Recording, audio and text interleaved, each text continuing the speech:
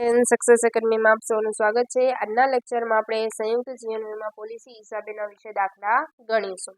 ચલો એની અમુક theory IMP most IMP છે, જો આવડી જશે તો તમને આખા દાખલામાં ક્યાંય પણ ડાઉટ નહીં રહે।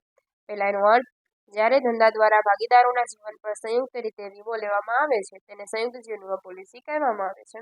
એની 4 પદ્ધતિ છે। મોસ્ટ આઈએમપીમાં 3 પદ્ધતિ આવે છે, ક્યારેક જ ચોથા નંબરની રીત આવે છે, બાકી મોસ્ટ ઓફ આ 3 જ આવે છે। પ્રીમિયમ મહેસૂલી ખર્ચ ગણવાની રીત, પ્રીમિયમને મૂડી ખર્ચ, આ છે મહેસૂલી ખર્ચ, આ છે મૂડી ખર્ચ, અને આ છે સરળ મૂલ્ય ઊભું કરવાનું, સરળ મૂલ્ય દર્શાવે અનામત તરીકે। ક્લિયર? આજના લેક્ચરમાં આપણે મહેસૂલી ખર્ચ વિશે માહિતી મેળવશું। મહેસૂલી ખર્ચ ગણવાની રીતમાં મેઇન 4 આમ નોંધ છે તમારી, જેમાં રિપીટ 2 થાય છે, ઓમ 4 છે, જેટલા વર્ષ હોય એ પ્રમાણે આવશે।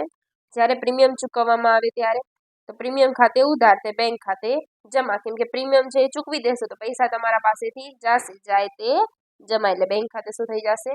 જમા, ને પ્રીમિયમ ખાતે ઉધાર। વર્ષના અંતે પ્રીમિયમ નફા નુકસાન ખાતે લઈ જાવ, નન્નું ખાતે લઈ જાવ તો નન્નું ખાતે ઉધાર તે પ્રીમિયમ ખાતે જમા। આ વર્ષના અંતે છે એટલે આમાં છેલ્લી તારીખ આવે, પ્રીમિયમ ચૂકવણીની તારીખ એટલે પ્રીમિયમ ચૂકવી ત્યારે આવે। ભાગીદારના સમયે પોલિસી પાકે ત્યારે પોલિસીની રકમ મળે ત્યારે, પોલિસીની રકમ મળશે એટલે આપણા પાસે પૈસા આવશે, આવે તો ઉધાર, એટલે બેંક ખાતે ઉધાર તે સંયુક્ત જીવન વીમા પોલિસી ખાતે જમા, અને શોર્ટ ફોર્મમાં JLP કહેવાય છે, જોઈન્ટ લાઈફ પોલિસી। ક્લિયર? હું JLP લખું એટલે તમારે સમજી જવાનું કે સંયુક્ત જીવન વીમા પોલિસી।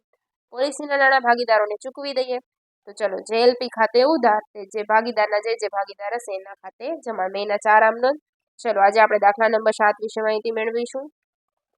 રંગ, તરંગ અને સુરંગ 4:3:3 ના નફો નુકસાન વહેંચી લેતા ભાગીદારો છે। 2022માં તેમણે 3 લાખની સંયુક્ત જીવન વીમા પોલિસી લીધી। ચલો થોડી એની જે નોટ્સ છે એ લખું છું। પોલિસી લીધાની તારીખ અને રકમ, ક્યારે લીધી છે એણે? 2022માં, ને રકમ છે આપણી 3 લાખ। ચલો ત્યારબાદ પેઢી દર 1 માર્ચ 2015 1 માર્ચના 15,000નું વીમા પ્રીમિયમ ભરે છે। વીમા પ્રીમિયમ કઈ તારીખે ભરે છે? 1 માર્ચના, એ કેટલાનું ભરે છે? 15,000ના। આવ્યું જો અહીંયા લખેલું છે, પેઢીએ વીમા પ્રીમિયમને મહેસૂલી ખર્ચ ગણવાનું નક્કી કર્યું છે। કઈ દીધું છે તમને? મહેસૂલી ખર્ચ ગણવાનું, એટલે 31મી ડિસેમ્બરના પૂરું થાય છે। કઈ તારીખે પૂરું થાય છે? 31/12નું એન્ડિંગ તારીખ છે આપણી।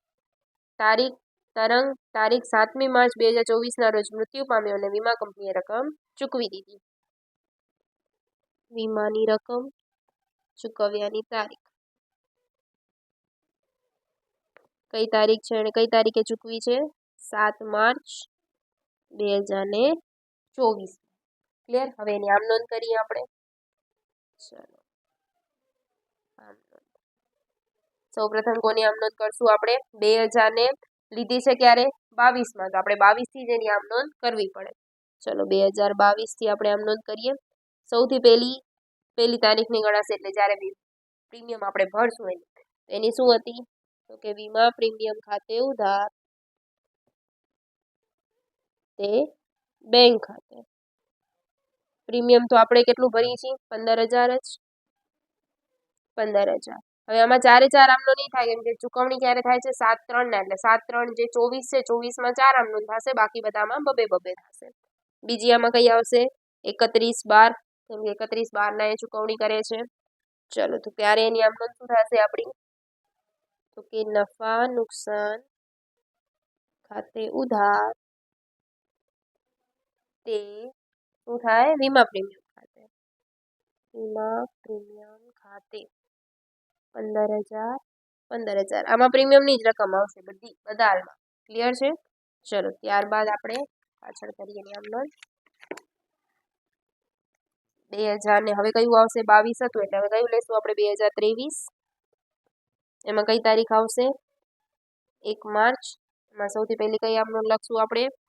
વીમા પ્રીમિયમ ખાતે ઉધાર તે બેંક ખાતે, કેટલાનું ભરશું આપણે? 15,000।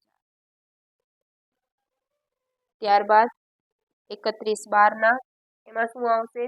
તો કે નફા નુકસાન ખાતે ઉધાર તે વીમા પ્રીમિયમ ખાતે 15,000. ત્યારબાદ હવે કયું કરશું 2024ના વર્ષનું.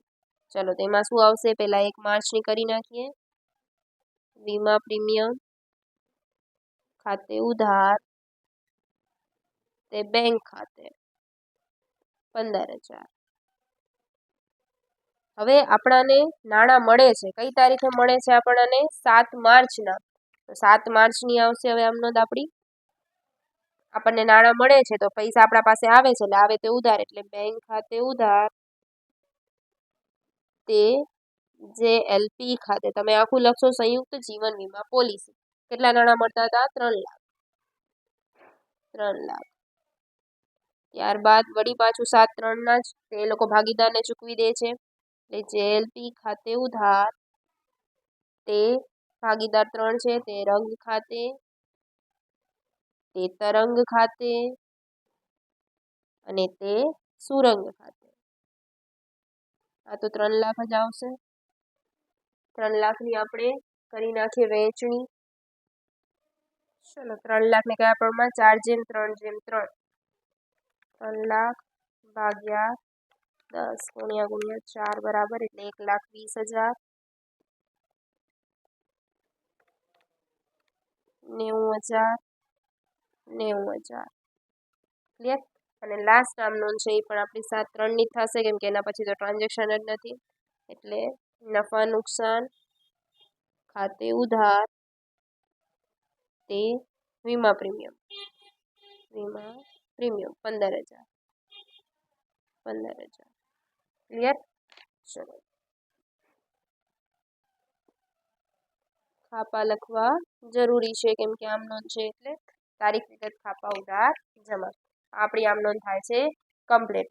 નેક્સ્ટ લેક્ચરમાં આપણે મૂડી ખર્ચ વિશે દાખલો કઈ રીતે ગણાય એના વિશે આમ નોંધ મેળવીશું. આપણે બધામાં આમ નોંધ અને આપણે જે સરળ મૂલ્ય છે એમાં આપણે અનામત ખાતું અને JLP ખાતું બનાવવાનું છે એના વિશે પણ માહિતી મેળવીશું. ઓકે ચલો થેન્ક યુ ફ્રેન્ડ્સ.